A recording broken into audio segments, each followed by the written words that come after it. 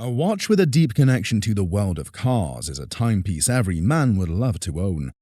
This passion led our guest to this iconic Rolex Zenith Daytona watch, a masterpiece built for speed, precision, and style. Interestingly, this Rolex Daytona watch, having been worn and enjoyed outdoors, has only gained more character and charm over time. I've worn this watch almost every day for 25 years. I've laid bricks and painted and built fences. As a matter of fact, this watch has been left on a picket fence more than once. Adorned with organic varnish, this Rolex watch white subdials change color due to exposure to ultraviolet over time, making it unique and more desirable.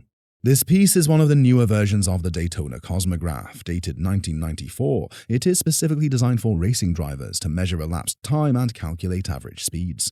A standout feature is its automatic winding movement, the legendary El Primero by Zenith, renowned for its precision and reliability. Additionally, the tachymetric scale, pushers, and 3 counters ensure precise timekeeping in hours, minutes, and seconds, a hallmark of the Daytona's functionality. Coming alongside this exceptional timepiece is its original warranty, box, bill of sale, and hang tags, all further elevating its value. Due to its precision engineering and timeless design, this Rolex watch is one of the most iconic and sought-after watches. With the timeless style, the paperworks, and the color-changing subdials, the Rolex watch is estimated to be worth almost doubles the value. This is $50,000 to $60,000 at auction right now. Wow. I would not have thought that at all. Wow. An extraordinary Longines chronograph sits elegantly on the table, drawing admiration for its timeless craftsmanship. This remarkable timepiece once belonged to the guest's great-grandfather and has been safeguarded in a secure box for decades. Manufactured by Longines, a renowned Swiss luxury watchmaker, this watch dates back to 1938, an era of horological excellence. Longines, founded in 1832 by Swiss entrepreneur Auguste Agassiz, is one of Switzerland's most respected and historically significant watch manufacturers.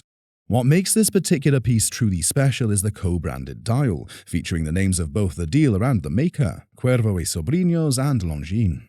Cuervo y Sobrinos, a Swiss luxury watch brand with deep Cuban heritage, was founded in Havana, Cuba in 1882 by Ramon Fernandez Cuervo and his nephews. This watch is a rare and historically significant timepiece, a collaboration between Longines and Cuervo y Sobrinos that makes it highly collectible. It is a single-button chronograph featuring beautifully contrasting telemeter scales in different colors, adding to its visual appeal and functionality. Also featured in this piece is a stunning silver and matte finish, an original solid bar, and a dial that has remained intact and well preserved over the years. Interestingly, this watch has never been polished except for its spring bar, which was cut at some point. Despite the minor modification in this watch, it is still highly valuable, and in an auction, it would command a price of between $30,000 to $50,000 at auction. Wow, that is incredible. Presented here is a captivating and exquisite timepiece, a cherished gift received by the guest upon their high school graduation. My father was in the jewelry business, and I had a fascination with chronographs. I didn't know anything about it at the time. I kind of picked it out myself. This is a Heuer chronograph, crafted by the renowned Swiss luxury brand Oya, founded by Edouard Oya in 1860. Edouard Oya, a visionary in Swiss watchmaking, established the company that would later evolve into the prestigious Tag Heuer brand. The watch is referred to as Octavia, one of Oyer's most iconic and historically significant models, originally introduced in 1962. And that came from 2 things. Automobile and aviation, and they combined the 2 together and they got Octavia is basically how they came up with that name. Renowned for its deep-rooted connection to motorsport and aviation, the Octavia served as both a chronograph for racing drivers and a dashboard instrument for pilots. This particular model boasts a stainless steel case with a screwback design, ensuring durability and timeless appeal. Adding to its authenticity, this watch still retains its original bracelet, crafted by the esteemed Swiss manufacturer Gay Frères, known for producing some of the finest metal watch bracelets. Although the bezel shows signs of aging with a fading patina, it proudly maintains its originality and vintage character.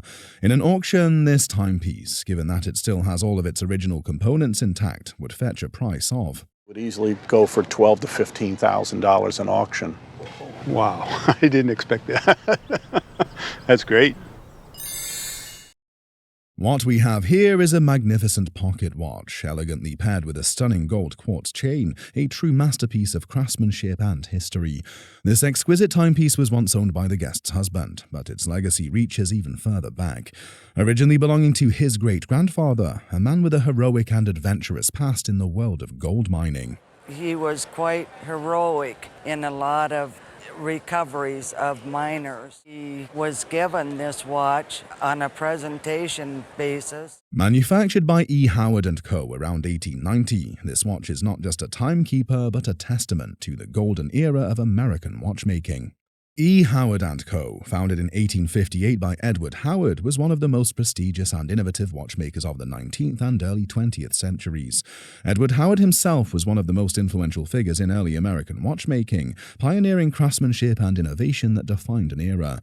Some of the watch's most striking features include a beautifully decorated box-hinge hunting case, a rare and highly sought-after design.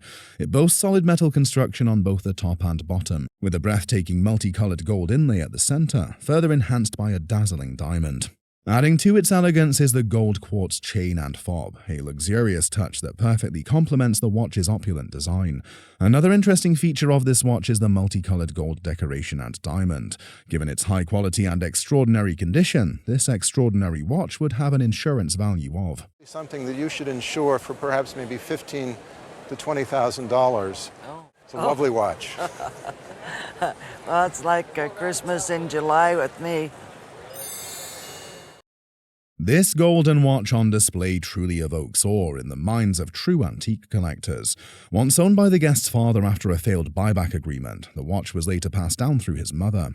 My dad's condition was the only way he would buy it is if he can sell it back to the family. This particular timepiece was manufactured around 1906 and has the name of the jeweler engraved on it. Patek Philippe is a prestigious Swiss watchmaker known for exceptional craftsmanship, innovation, and timeless elegance. Founded in 1839, the company became Patek Philippe & Co. in 1851 after partnering with Jean-Adrien Philippe. The watch retains its original box, extensively signed by Patek Philippe to showcase their awards. When opened, we can see an intricate engraving done by Patek Philippe for a jeweler in Rio de Janeiro. What's more, on the side of the watch is a miniature security feature which is meant to protect the plunger from accidental touch. That slide, when it moves forward, would stop you from depressing the plunger to use the chronograph. Okay. Alongside this watch is a fob, crafted in 18-karat gold, and it features delicate designs. It has incredibly carved griffins, serpents, there's platinum, there's small emeralds.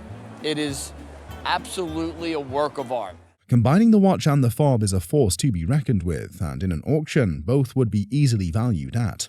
So combined total, you have about $45,000 that your dad purchased from his colleague. Absolutely awesome.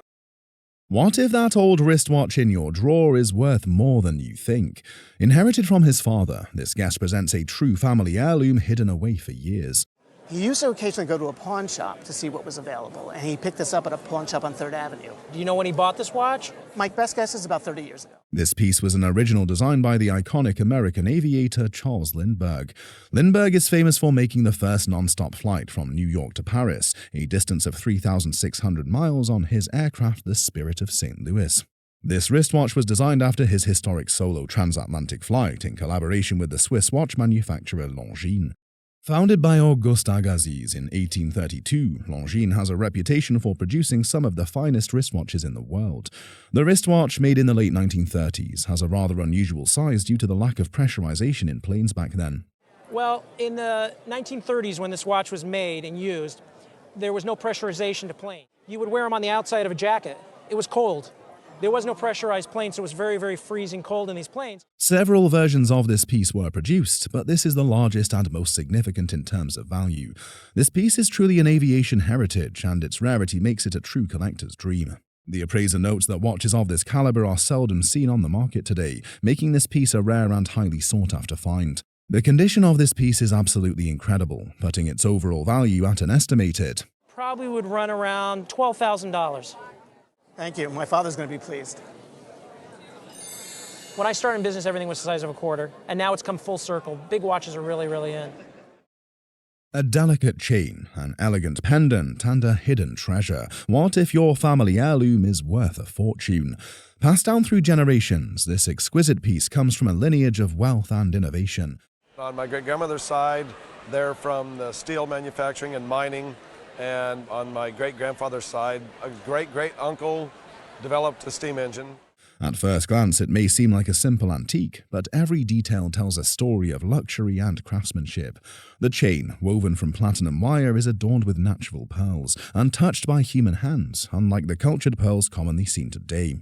Framed by delicate rose diamond panels, it is a masterful piece from the Edwardian era, dating back to 1910 to 1915.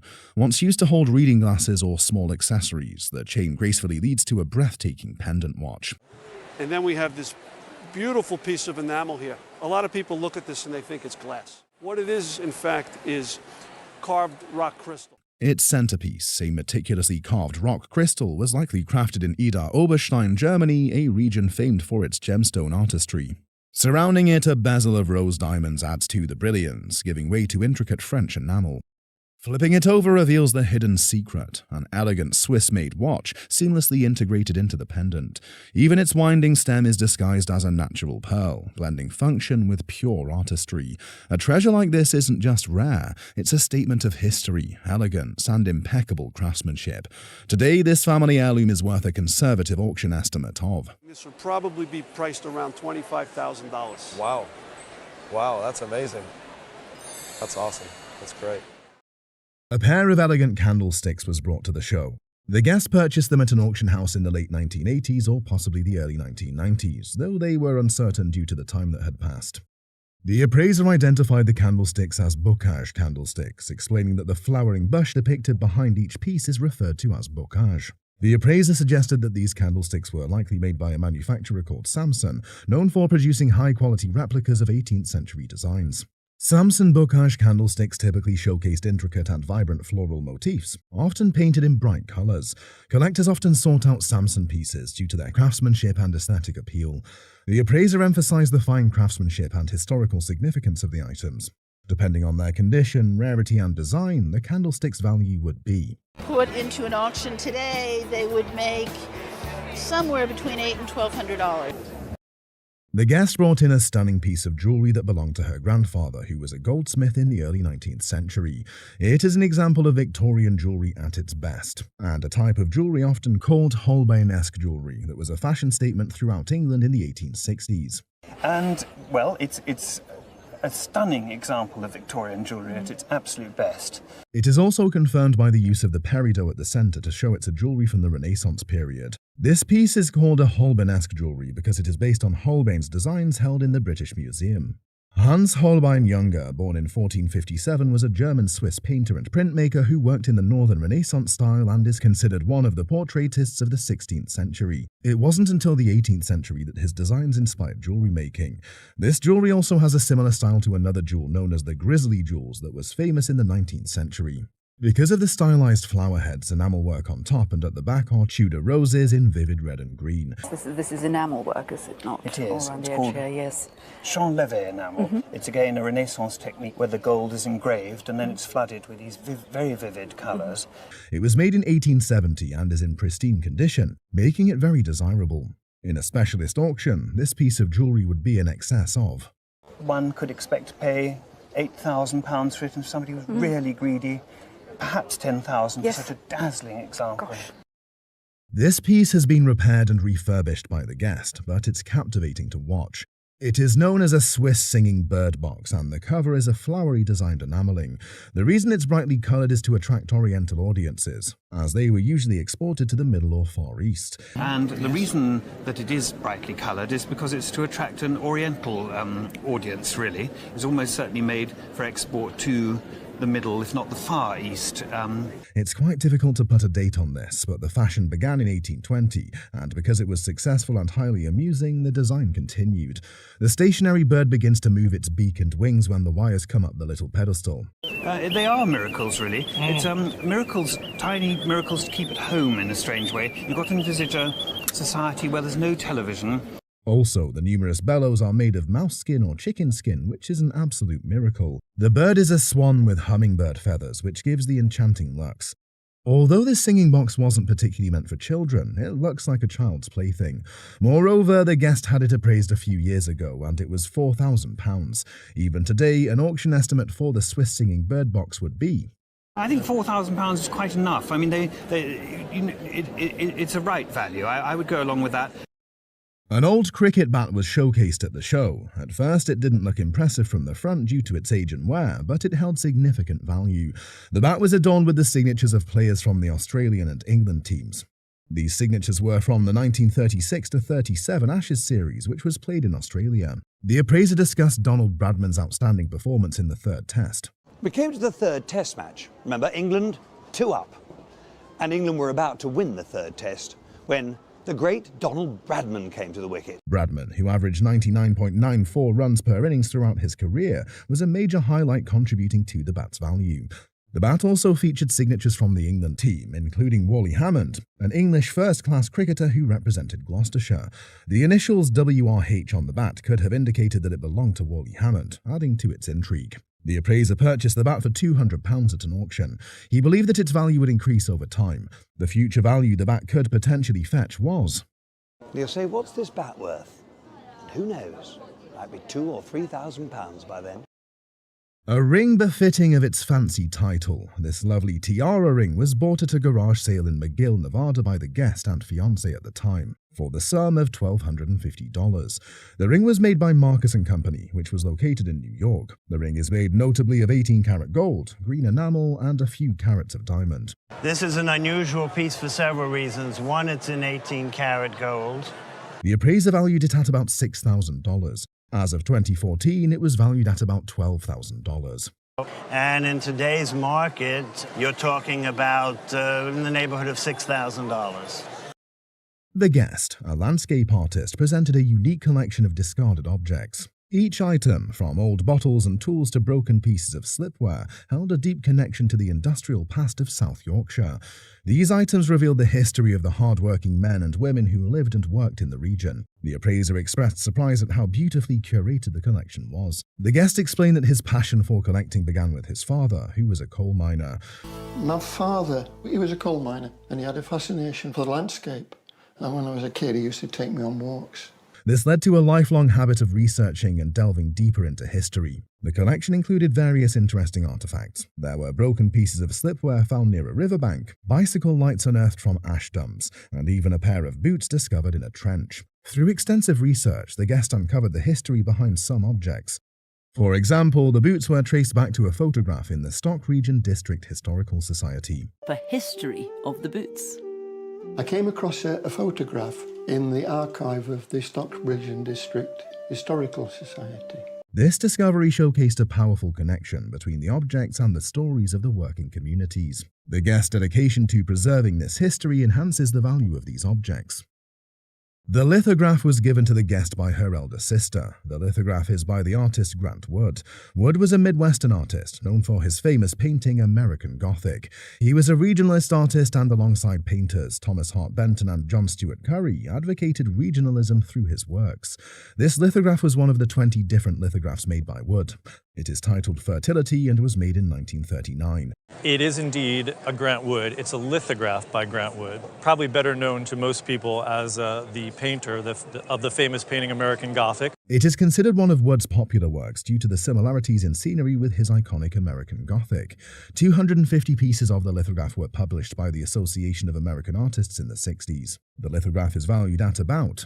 Placement value on this, or an insurance value, would be in the neighborhood of $10,000 to $12,000. Oh my. Discovering this item felt like unearthing a hidden treasure. They explained how the canvas fits onto the piece and is securely held in place. The setup includes space for organizing paints and other supplies. They pictured themselves painting while wearing a beret, fully immersed in their work. After finishing, they could easily pack up their things and move on to their next location. The initial price quoted for the item was $120. They hoped they could negotiate it down to around $80. Can we say 85 and we'll go for that? Oh, please. Oh. They saw a stamp with a name that was hard to read but noted it was made in France. They were impressed, associating it with Montmartre. They loved it, negotiated to $85 and completed the purchase with thanks. 85, I think I have to Go shake on, your hand. 85. Thank you so very much. Okay. Oh, that's the first. Thank you very much indeed.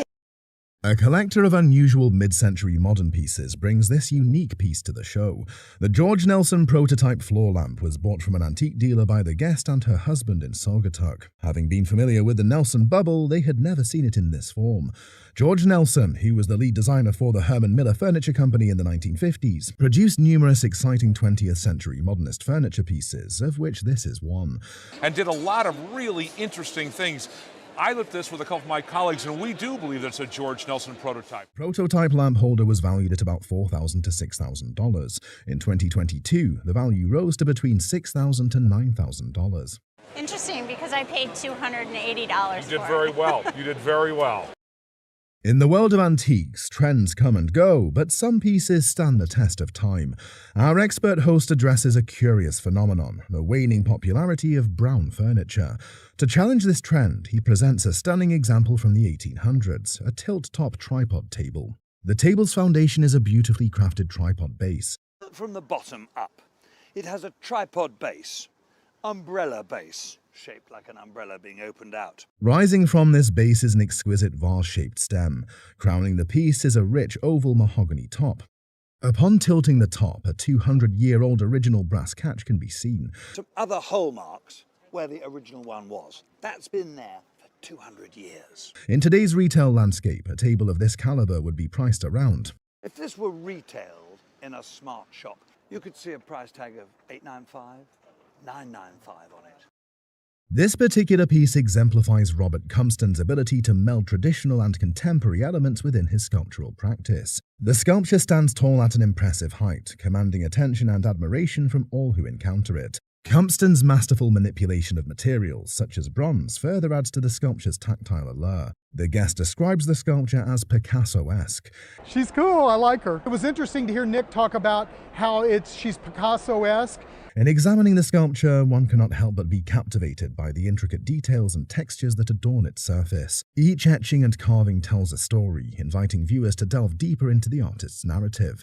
The sculpture seems to radiate with energy and emotion. Its form exhibits a harmonious balance between organic and geometric shapes, creating a visually dynamic composition. The guest reveals, They just filmed me and he appraised her at $4,000 to $7,000.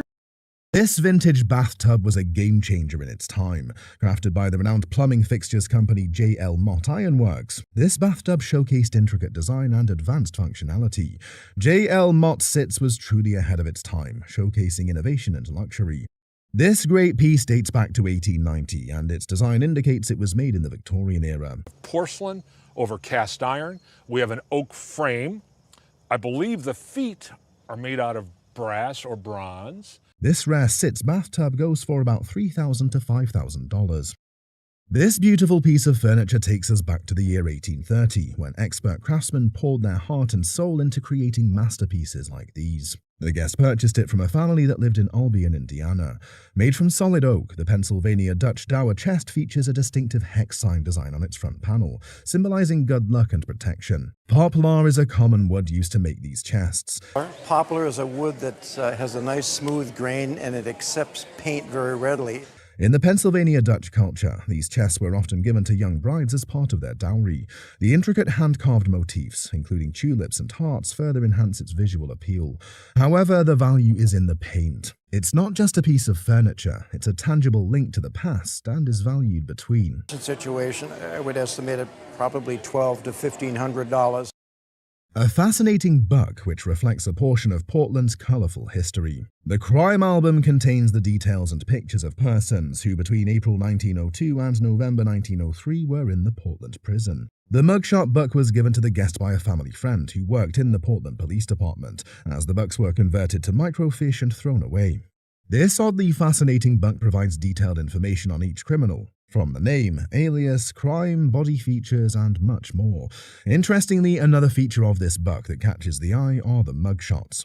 These images have a relationship to photography that's part of a new genre of photography called vernacular photography. This form of photography refers to amateur or everyday snapshots taken by ordinary people, capturing daily life moments. The pictures are very collectible, as fine art photographs by institutions or private collectors. When we look at these pictures, they tell us something about people that speaks a universal truth. At auction, the album is valued at $6,000 to $9,000. That's wow. We'll all be surprised over that, yes. Bargain hunting demands attention to detail. In this episode, a range of items would be displayed and see if you can estimate their auction prices. Let's begin with this stunning coquille nut pomander, a rare piece from the 1890 to 1910 period. You might have put a little sponge in here, almost like a vinaigrette, or you might have put flowers in there like potpourri. Up next are these two exquisite glass vases, identical in design and craftsmanship. Following that, we have a mysterious object that looks like a night watchman's rattle. This beautiful pair of Dutch silver spoons looks like it would carry a pretty penny. Then there's this fascinating Zimbabwean carving with a distinctly ancient appearance. Also on display is this breathtakingly beautiful silver mesh handbag, expertly crafted.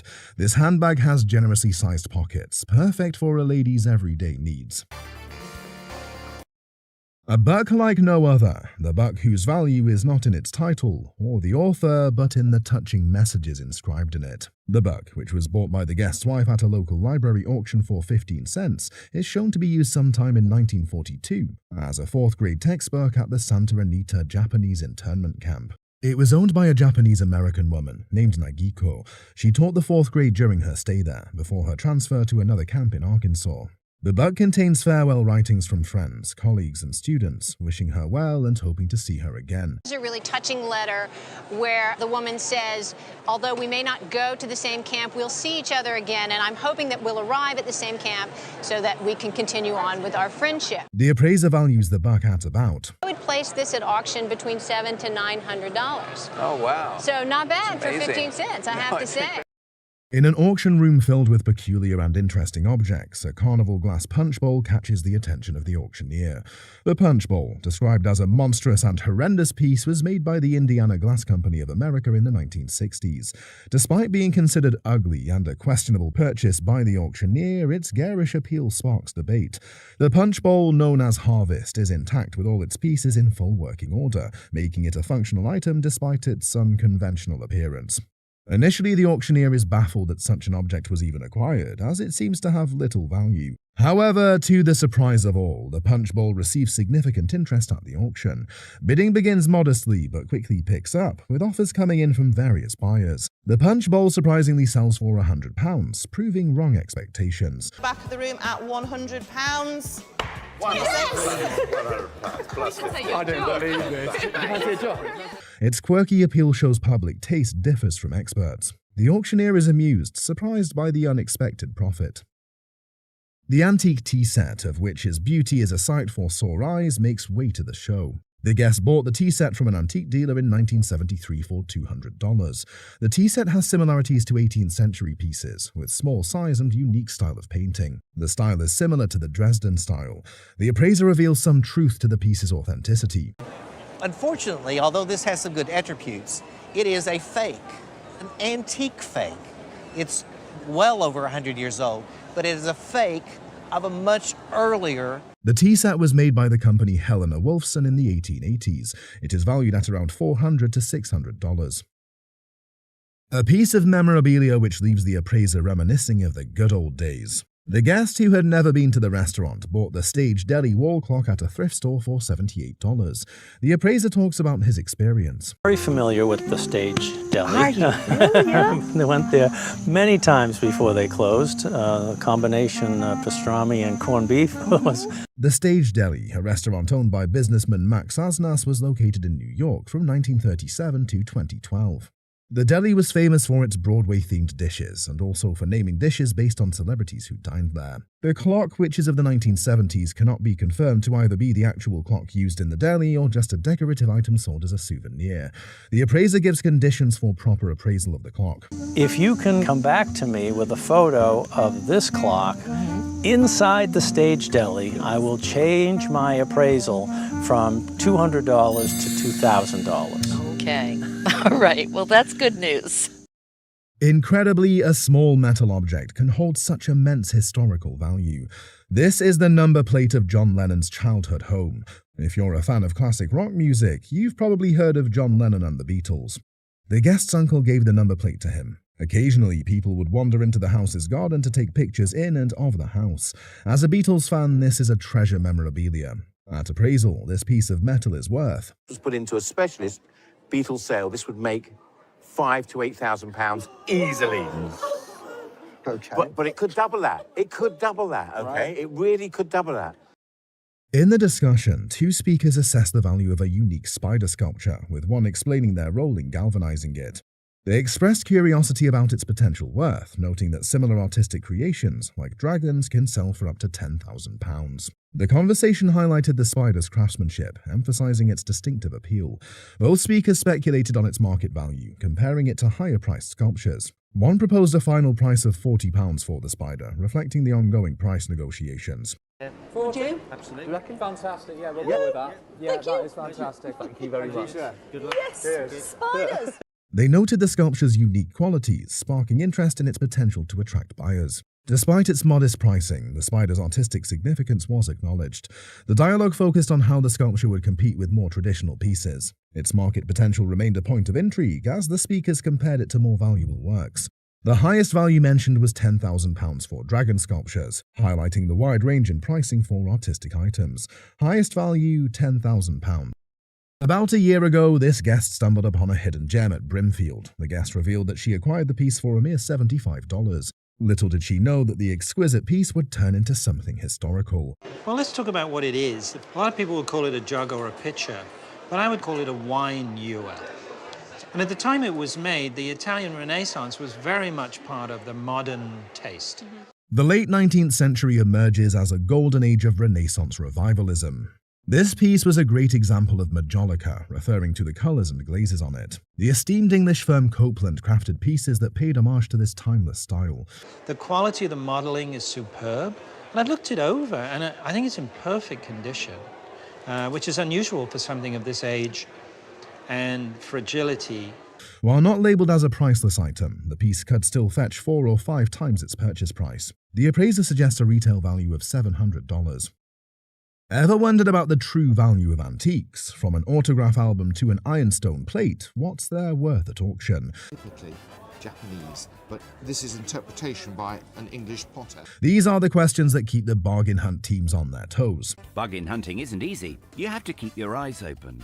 Can you spot? As the blue and red teams face off, they're constantly evaluating potential finds. The big question remains, will their chosen items be hidden gems or costly mistakes? Now it's your turn to join in the excitement. Think you have what it takes to predict auction prices accurately? Take this Denby Flamstead vase, for instance. Will it be a bargain or a bust? Remember, the world of auctions is full of surprises. Spotting a true bargain is an art form that takes skill and a bit of luck. The silver eyeglass case, originally brought to the show by this guest, originally belonged to her great-great-great-grandfather. It was allegedly an early 18th century relic, the world's first sunglasses. The guest's belief was rooted in a slip of paper with her grandmother's handwriting, providing historical details. Made out of 9 silver dollars in Philadelphia, Pennsylvania, sometime between 1728 and 1768. However, after meticulous inspection, a twist in the tale was revealed. Upon opening the case, it revealed the hallmark Robert and William Wilson, Philadelphia, the maker's mark. He was working around 1825 to the middle part of the 19th century, which unfortunately makes it impossible for it to have belonged to that relative of yours in the 18th century. Despite the time gap, the silver eyeglass case is still acknowledged and could serve as a dual-purpose snuff box. Don't find too many American coin silver spectacle boxes, so it's extremely interesting. American coin silver box of the early 19th century, it's worth about $1,000 to $1,500. The accompanying silver spectacles are also from the 19th century. I assume these belong to another relative of yours, and these fetch at auction about $100 or so. They're not as rare as the box. Welcome to an exciting episode of Bargain Hunt, where strategy meets luck. Our contestants are divided into the classic red and blue teams, ready for action. Both teams are on a mission to uncover hidden treasures and secure the best deals. But don't be fooled, finding a true bargain is no easy feat. A real Rolls-Royce bonnet mascot, the Flying Lady. Isn't she just gorgeous? The auction results can be unpredictable, with some items bringing profit and others falling short. Ever thought you could do better than our contestants? Now's your chance to put your skills to the test. Can you predict the auction prices for these intriguing items? If you're feeling confident, why not challenge yourself? Remember, these objects might just surprise you. Their value could be more or less than you expect. An estimated investment of $2,000 brought forth costume sketches by renowned American costume designers, including one portraying the iconic Chita Rivera as Anita in the 1957 West Side Story Broadway debut by Irene Sharaff. This one is a costume sketch of Carol Channing in her legendary role from the 1964 original production of Hello, Dolly, sketched by Freddie Whittup. The guest was drawn to the enchanting world of Broadway musicals, leading to the acquisition of these pieces. I was 11. My grandmother took me to the first film showing of The King and I fell in love with the American musical. And so I've always been interested in acquiring part of its history. Irene Sharaff's costume sketch for West Side Story bears Chita Rivera's signature. This one was done by Irene Sharaff, a very famous costume designer. She was nominated for Best Costume Design on this, but didn't win. The Carol Channing sketch was framed, making it difficult to determine whether it's created on board or paper. And that one, Freddie Whittup, he actually did win the award for Best Costume Design. Both costume designers left their mark by signing and encapsulating the essence of these Broadway legends. Although Broadway pieces are not as prevalent in the market as Hollywood's film costumes, they possess a unique charm. When you look at these, you have to look at who is portrayed. What's the production? Is it the original production? Tick every single box you could possibly hope to tick because they're both really important shows. They're both visually appealing. These costume sketches have estimated auction values of $2,000 to $3,000 each. Would the guest be willing to sell them? But I really didn't buy them as an investment. I bought them because I like the work. Welcome to an intriguing episode that's sure to capture your attention. What makes this one so special, you might wonder? Today showcased are an array of unique items with an exciting twist. Curious about what this twist could be? It's time to put your appraisal skills to the test. Can you spot what these items will make at the auction? This episode is a guessing game for the viewers. Can you predict the auction prices for these diverse objects? Don't be fooled, it's trickier than you might think. These items could surprise you, selling for more or less than expected. This unpredictability is what makes bargain hunting so thrilling. The excitement builds as the blue and red teams embark on their treasure hunt. Among today's intriguing finds is a daguerreotype. This early photographic process marked the dawn of commercial photography. Another interesting item in the mix is a set of boat-shaped salts. Every object tells its own story, each with its unique charm and potential value. You can see how the glass has been faceted and cut around the top. It's not just a bog-standard moulded glass. But the burning question remains. Will these items turn out to be hidden treasures or disappointing busts? The auction could bring pleasant surprises or unexpected setbacks. This unpredictability is precisely what makes the bargain hunt so captivating. If it were you, would you be able to predict the auction prices for these unique items? Bargain hunting is an art that requires a keen eye and constant vigilance. In the sea of items, some may be hidden treasures, while others might disappoint. The thrill lies in distinguishing the gems from the ordinary. That's why alertness is crucial when you're on a bargain hunt adventure. Let's consider this intriguing candlestick, for instance. It's a piece from the 18th century, but does its age guarantee it's a bargain? Now feast your eyes on this unique glass vase. It's a piece of turquoise that you see set into jewellery. It hails from Murano, an island famous for its centuries-old glassmaking tradition. Do you think that translates into having worth? Welcome to the intriguing world of antique valuation. Consider this royal Tunbridge ware. What would you pay, and at what price would you sell? Both the red and blue teams are on a quest for a special item like this. They're searching for hidden gems to buy low and sell high. Bargain Hunt is a treasure trove of such potential discoveries. Tiffany & Co. there. The American firm. People love a logo. The real challenge, spotting these valuables among the ordinary. Could these butter knives be the bargain of the day? And what about these 6 cased silver teaspoons? Is their value greater as a set or individually? To truly know, you'd need an expert's eye or a stroke of luck. Now let's switch gears and join the teams on their treasure hunt. Blue team's on the prowl, while the red team's confidence is soaring. The auction house buzzes with anticipation and uncertainty. Which team will unearth the real treasures today? This unpredictability is what makes bargain hunts so thrilling. Think you could outperform the teams? Remember, age doesn't always equal value in this game. When would the silversmith have been working? 50s, right? 50s, 60s. Among these items, which do you think will fetch the highest price? Could this unlabeled teddy bear be the dark horse of the auction? I don't think that there's a great deal of age about him, but I think he's kind of adorable. These are the mysteries the teams unravel in every exciting hunt. A groundbreaking medical device was discussed at the show. The item was a standing frame for people with spinal injuries. The design was created by craftsman Theo Davies, who took on the project in 1971.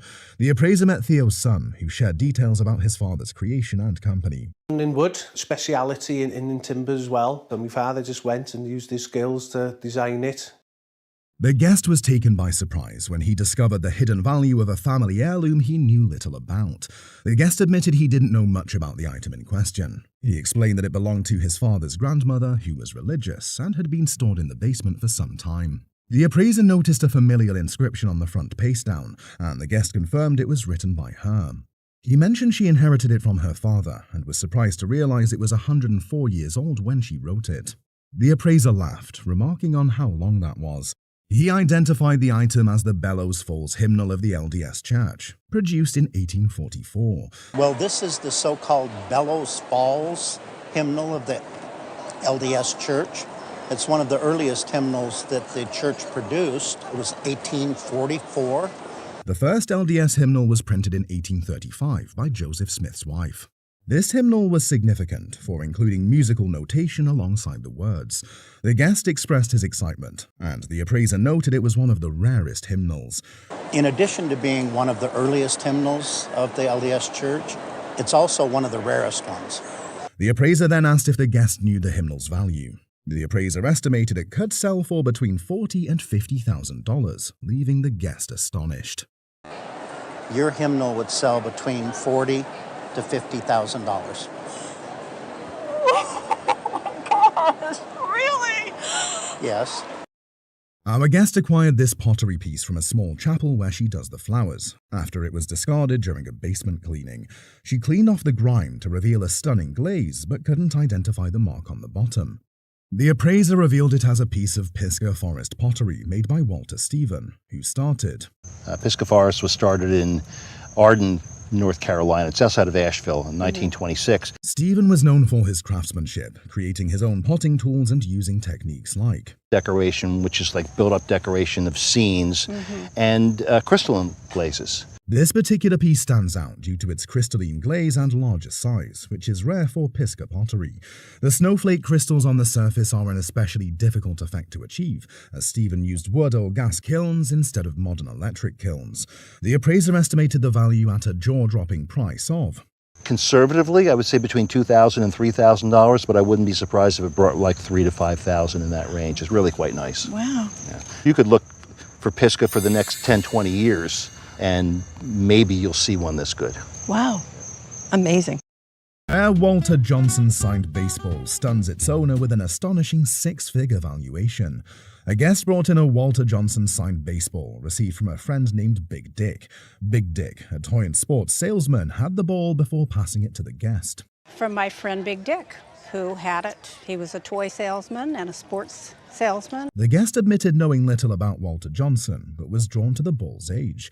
The appraiser explained that Walter Johnson, known as the Big Train, was a legendary pitcher. He was known as the Big Train because he had this blazing fastball. Johnson played for the Washington Senators from 1907 to 1927, achieving 471 wins and 10 20-win seasons.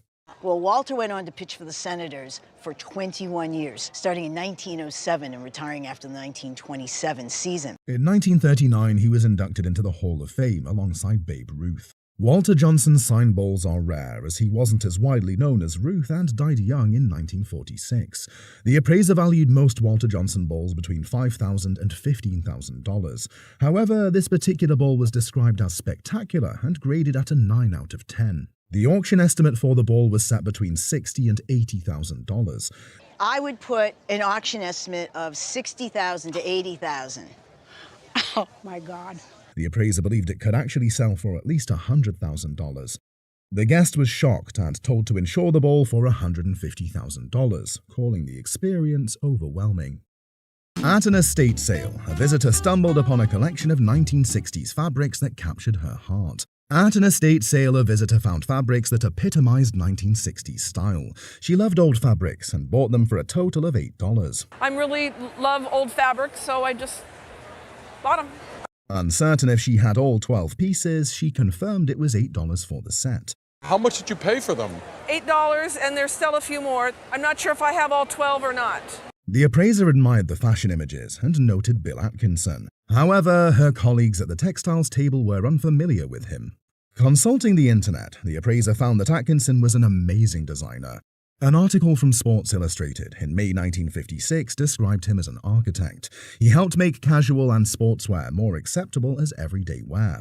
The appraiser pointed out Atkinson's architectural influence in the straight lines. When asked about the fabric's purpose, the visitor guessed they were for a clothing line. The appraiser agreed, but suggested they were likely used in stores to showcase merchandise. She noted these were called watercolor studies, though they were printed, not true watercolors. The appraiser concluded that the pieces were extremely rare, the total value at auction between $2,400 and $3,200. Making all 8 of them at auction estimated $2,400 to $3,200 for the group of 8 that we see here, not including the ones you have at home. A family heirloom, this climbing axe symbolizes the first ascent of Denali and a legacy of adventure. The guest presents a climbing axe. This is my great-grandfather's climbing axe from the first expedition up Denali. His great-grandfather's, Harry Carstens, who was part of the first expedition to summit Denali in 1913. Carstens had a remarkable journey, starting as a young man who arrived in Dyer during the 1897 gold rush. He learned survival skills from the First Nations people and built a reputation for himself. Along with Archdeacon Hudson Stuck, he led the climbing team, which included Robert Tatum and Walter Harper. While the others lost their ice axes during the climb, Carsten's axe is the only one known to exist today. The appraiser noted its significance as a milestone object in mountaineering history. It has been in the guest's family and was stored in a trunk in a barn. For insurance purposes, the appraiser estimated its value. For insurance purposes, $20,000. Oh, no, that's a little bit too much. You sure? Now I gotta lock it up. Our guest brought this Rolex Explorer 2 from a jeweler friend in Phoenix during the early 1980s. Originally designed for cave explorers, the watch features a 24-hour hand and a luminous dial. After the luminous quality faded, Rolex replaced the original dial and hands. And I've kept all of it. About, I guess, 10, 15 years ago, I was in a photo store, and this guy said, "Let me see your watch," and I showed it to him, and he says... Years later, a photographer identified the watch as a Steve McQueen Rolex, significantly increasing its perceived value. The appraiser highlighted that the watch is made from stainless steel with an acrylic crystal, enhancing its durability. Because it was made for these speleologists, Yeah, I had to look that one up. Well, I couldn't remember what it was. I was told that, but I couldn't remember. With the original hands and dial in excellent condition, the watch's value rose from... Would place this watch $8,000 to $12,000. Okay. Okay? But it's all about the dial. Everything changes.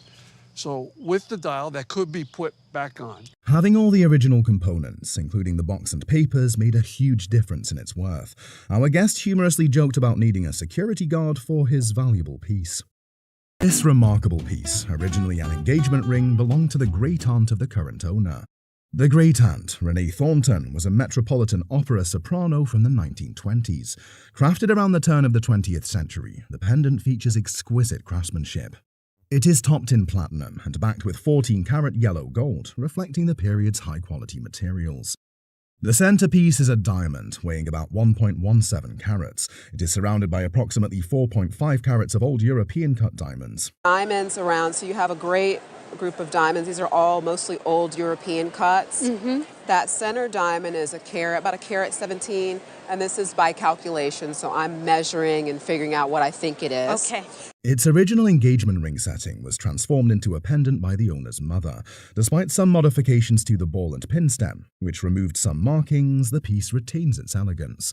The royal symbolism, heart motif, and connection to nobility further enhance its charm. With this history and quality, the pendant is valued at approximately $20,000. I think a piece like this, retail, would be $20,000. Are you kidding me? That's cute. This rocking chair is a piece of lawn furniture made in 1925 by owner's grandfather. Chair has a unique hoop that starts here, goes all the way around, and then ends here. His grandfather was left-handed and was able to work with both hands. He made andirons, fences, furniture, and all kinds of things. This is one of the first metal chairs in tubular form, made of aluminium. Such chairs were common in Europe, but in America, production began in 1924. Owner's grandfather was an early producer of metal furniture. You told me you rolled it across the lawn. Right, you can roll it across the lawn to get it where you need to go. It's a sign of modism, and the verdigris at the top is amazing. Most of it is aluminium, but the seat is made of brass. This unique piece has an insurance value of Easily be $7,500. Wow. $7,500. Wow. That's crazy. He found an old buck on clockmaking in an antique mall. A manuscript about Ferdinand Berthoud, the renowned 18th century Swiss watchmaker.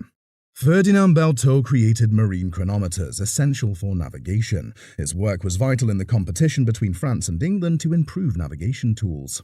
This is such an unusual book because it is written by hand. It is not a printed book. The 1792 buck features Berthaud's cipher and two parts, one from 1791 and the other from 1792. The document includes schematics of clockwork systems essential to Berthaud's timekeeping instruments. These documents, with notes and diagrams, were vital for future watchmakers to replicate Berthaud's designs. They offer insight into individual designs and broader 18th century technological advancements. Its intricate designs impressed experts, prompting the appraiser to value the item. I would say the estimate range should be $40,000 to $60,000. Wow. Well, I had no idea what it's worth. A dusty Apache basket, treasured by generations, holds a surprising value that connects family and history. The guest shares that the dusty Apache Oya basket belonged to her grandmother, who enjoyed playing with it as a child in the early 1900s.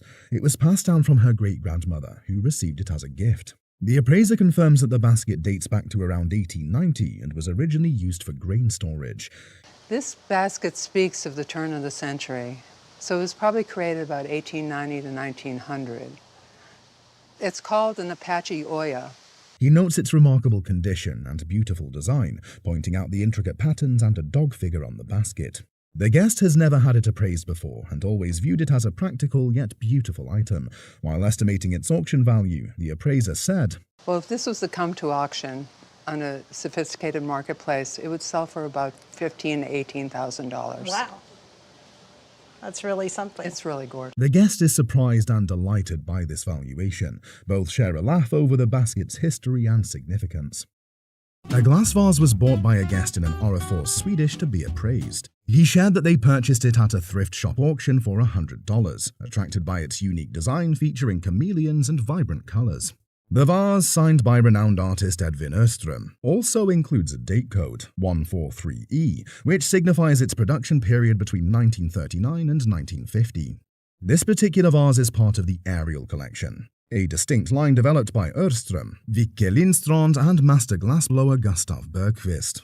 The Ariel technique involves trapping air between layers of molten glass, creating bubbles and intricate designs. The vase is also notable for its aventurine, tiny green sparkles embedded in the glass, adding to its rarity. The appraiser highlighted the vase's original shape, noting its unusual foot design and flawless condition.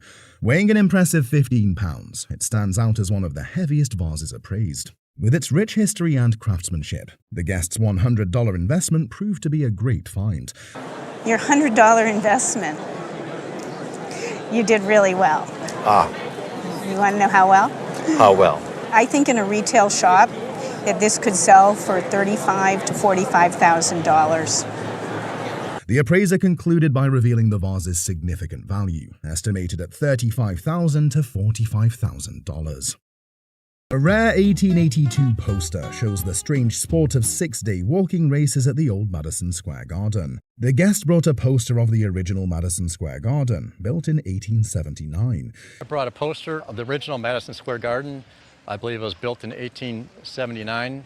He purchased it at an auction in Indiana 7 years ago. The poster advertises a 6-day pedestrian race from 1882.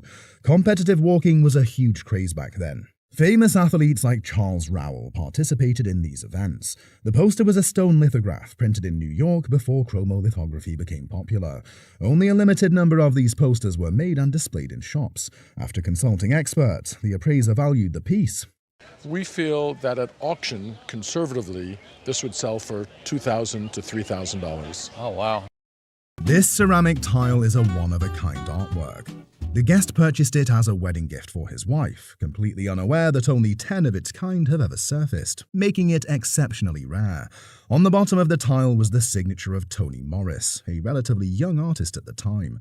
Toni Morris had no experience working with ceramics before enrolling at the School of Arts in 1963. He was given the freedom to work at his own pace, but his wages were quite low, so in his spare time he would buy these tiles and paint on them to earn some extra money. The tiles he used were the country's finest tiles, Carter tiles, crafted at the Poole Pottery Works.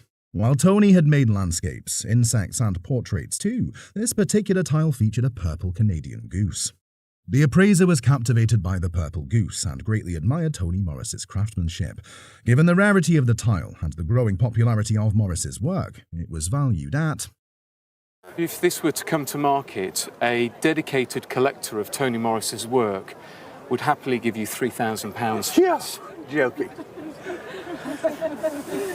Blown away. The guest brought 2 porcelain vases for appraisal that he purchased in Toronto, Canada 10 years ago. His wife found the vases while antiquing, and he fell in love with the unique designs, reminiscent of spring. Initially, they were told the vases were German. However, the guest suspected they might be Japanese due to the lack of clear markings. For someone to think that they're German is actually a very logical thing to think. This type of design with the little bitty tiny white flowers completely covering the surface of the vase is called Schneeball, which actually means snowball. This style was popularized in the 18th century and later revived in the 19th. Applied flowers, branches, birds, and fruit were some of the features of these vases. These vases were only for decoration and not functional. Someone might say, what are these for? What do they do? And my answer is they don't do anything. They just sit there and look beautiful. The lids do come off, and I suppose they could be used for flowers, but at that point I think that might be overkill. They dated back to the 1860s or 1870s, and the appraiser believed them to be French-made, most likely in or around Paris. The vases bore unclear blue marks, making attribution difficult. Reflecting their rarity, condition, and the artistry of their creator, these vases were appraised at... A retail value of this pair of vases would be somewhere between $3,000 and $5,000. Wow. Fabulous. Woo. Frederick Remington, famed for his Old West art, is frequently forged due to his popularity and the high value of his works. Remington's paintings, known for dynamic compositions and historical detail, vividly capture the American West. His works depicted cowboys, soldiers, Native Americans, and landscapes. Remington's paintings are forged less often than his sculptures due to their complexity. Sometimes fakes were made purposefully, and sometimes they were made as replicas. So there are a lot of variations, but there are a lot of fakes. Remington's style, with loose brushwork and movement, has subtle nuances hard for forgers to replicate. However, some forgers skillfully imitate Remington's style or modify works to mimic his subjects. That's why the Buffalo Bill Museum preserves Remington's paintings with a catalogue raisonné. Experts verify Remington paintings using pigment analysis, infrared imaging, and knowledge of his techniques. A piece of French Art Nouveau glass was brought in by the guest. It had been purchased by her husband for $20 to $30. The piece was identified as an unsigned work by Ernest Yeveillé and Eugène Rousseau, French glass artists. Their work was highly decorative, often featuring nature-inspired motifs and intricate craftsmanship. The appraiser explained that the artists worked from the 1880s to the early 1900s. The particular piece being unsigned was common for these artists. The glass was made using a technique where colored inclusions, in this case red and white, were added to the blown glass to enhance its appearance. After the glass was blown, it was wheel carved with flowing designs and then fire polished to give it a glossy finish. The design was continuous, wrapping around the entire piece, with veining visible on all sides. The piece had minor damage, including a small chip on the back and another on the base. The appraiser admired the incredible high quality of the glass. The nice thing about the French is they used a lot of lead. So when you pick this thing up, it weighs a ton. So it's a nice quality glass. It was suggested that professional restoration could increase the piece's value by 50% or more. However, in its current condition, the appraised value was... The value in its condition right now is, I would say, retail between $3,000 and $4,000. Really? A rare naval bayonet from the Kaiser's Navy with a history too rich to bury. The guest brought a bayonet his father-in-law acquired during World War II. Over the years, he eventually divulged where he got them, how he acquired them. He picked them up off of some German soldiers that were disposed of. His father-in-law fought in D-Day, Normandy, and took the bayonet from German soldiers. The appraiser identified it as an S-98 bayonet from 1898 to 1905, primarily used in World War I. The engraving indicates it was used by the Kaiser's Navy, a rare and exciting collectible. The bayonet was never officially issued, likely a private purchase. Its excellent condition and unique history make it valuable. While examining, the appraiser estimated its worth. On the market today, this would have a retail sales value of $1,200 to $1,500. Very good. That's a pleasure to hear. Yes. Wow. I told myself if I were on this show, I was not going to say wow like everybody else does. The guest was pleased with the news. Appraiser flashed back to season 5 of the antique show in Denver, where a guest approached him at the photography table, holding a beautiful marquetry box. Guest collected Abraham Lincoln items, and this was given to the guest by a church member. The box was built by Dr. Samuel Mudd, a co-conspirator in Lincoln's assassination. The box's exterior is marquetry, but the interior is even more impressive. It features a seaweed wreath with an inscription by W. Butler Back, a guard at Fort Jefferson where Mudd was imprisoned. Mudd made the box from driftwood he found on the beach during his imprisonment. If this box were auctioned, it could be valued at somewhere between $10,000 to $15,000 or $15,000 to $20,000. Wow, that is impressive. Experts believe the box's current value is in the range of... I would think it's somewhere between $25,000 and $40,000. It's a fabulous piece of American history. The guest received an Elaine de Kooning painting as a gift from his dearest friend, his high school English teacher, whom he had known for 50 years. Before during your visit? Actually, when I first entered her home about 35, 40 years ago, I saw it hanging on the wall with a lot. She had a lot of other paintings, and this one just stuck out. And every time I go to her house, I would stare at it and just say, that is just... Elaine Marie Catherine de Kooning was an abstract expressionist and figurative expressionist painter in the post-World War II era. She was the wife of Willem de Kooning, also a Dutch-American abstract expressionist artist, and created this piece around 1959 or 1960.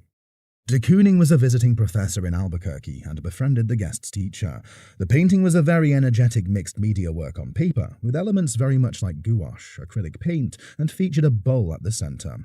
Louise said she enjoyed going to the bullfights in Juarez and would go there quite frequently and became fascinated or enchanted with the whole bullfight.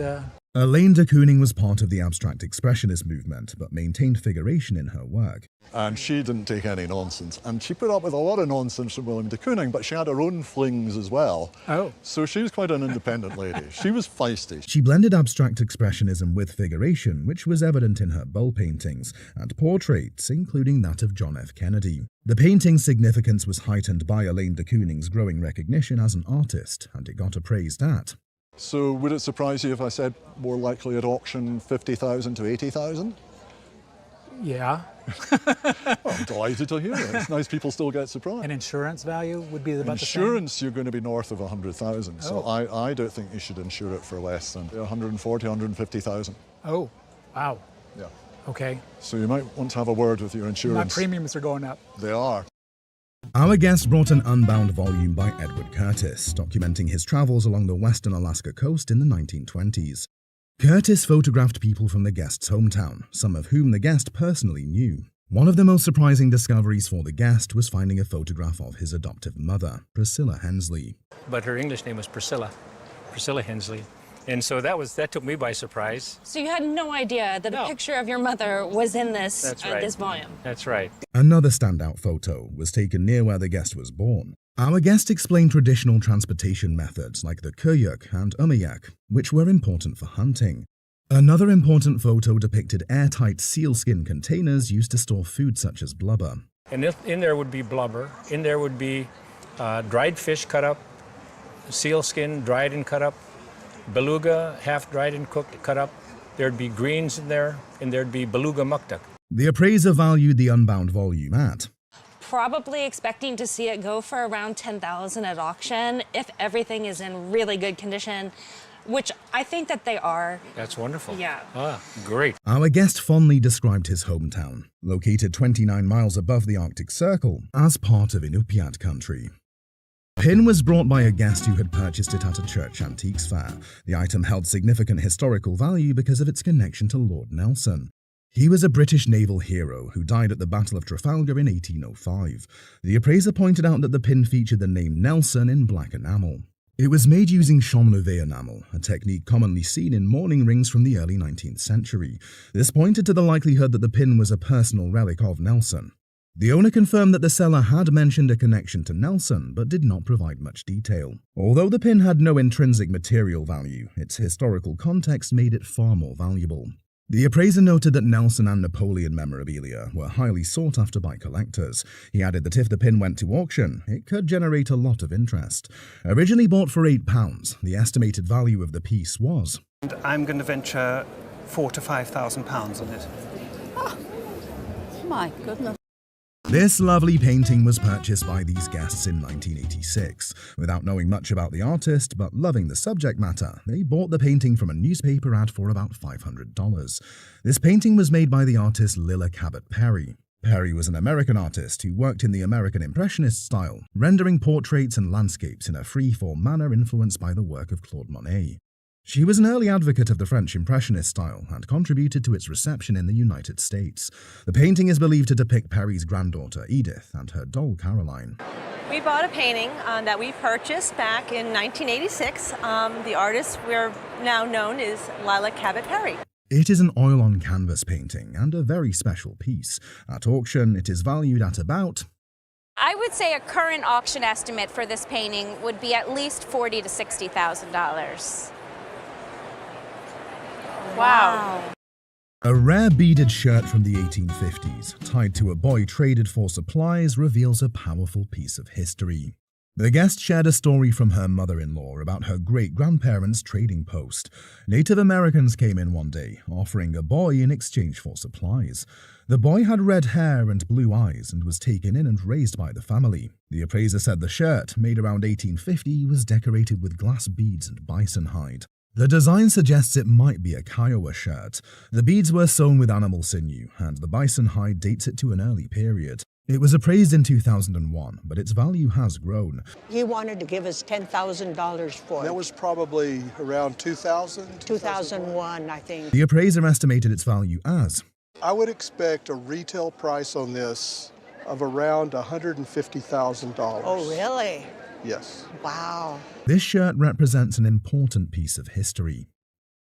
An authentic Jean Harlow autograph tied to Hollywood's original blonde bombshell could unlock hidden value with a mystery inscription. The guest received a Jean Harlow signed photograph from a late friend and his widow. The friend was a movie star autograph collector, and the guest had long admired this piece. The appraiser pointed out the signature on the lower left, reading, "To my darling Ruthie, don't forget me." To my darling Ruthie, don't forget me, so much love.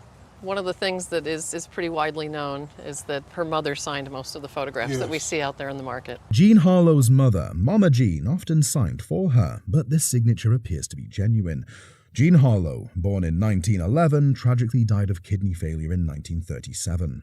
Good to me. She was born in 1911 and she died so tragically young in 1937. The guest believes she died due to bleaching her hair, but it was actually linked to childhood scarlet fever. So she actually did die of kidney failure. The issue is, it wasn't peroxide that killed her. She actually, as a child, suffered from scarlet fever. The appraiser estimated the photo's value at around $3,000 at auction. If Ruthie could be identified, the value could rise to $5,000 to $7,000. Jean Harlow was a major Hollywood star, often seen as the original blonde bombshell. Her autographs are rare, increasing the significance and value of this photo. This lamp has been in this guest's family for a very long time. It was originally purchased from the Reynolds family of Reynolds Tobacco in North Carolina. It had been in the guest's grandmother's house for many years before being inherited. This lovely piece was originally made as a vase before being converted into a lamp. The vase was made in France during the late 19th century. It was crafted in the Limoges area using a technique called pâte sur pâte, meaning paste on paste. And made in the area of Limoges with a technique that is referred to as pâte sur pâte. And pâte sur pâte, translated from the French, is paste on paste, and it refers specifically to this white decoration. One unique feature of this lamp is its rich, distinctive color. This kind of elephant skin, purpley gray, comes into play, but this sky blue as the predominant color. Its decorations are more elaborate than other typical Limoges pieces. These decorations on the lower end are in the 18th century style, which was popular at the time. During its conversion from a vase to a lamp, a hole was drilled into the base. It can, however, be restored to its original state as a vase.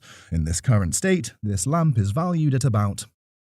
As a vase made into a lamp with the hole in its current condition, I would value it at auction at between $2,000 and $3,000. Wow.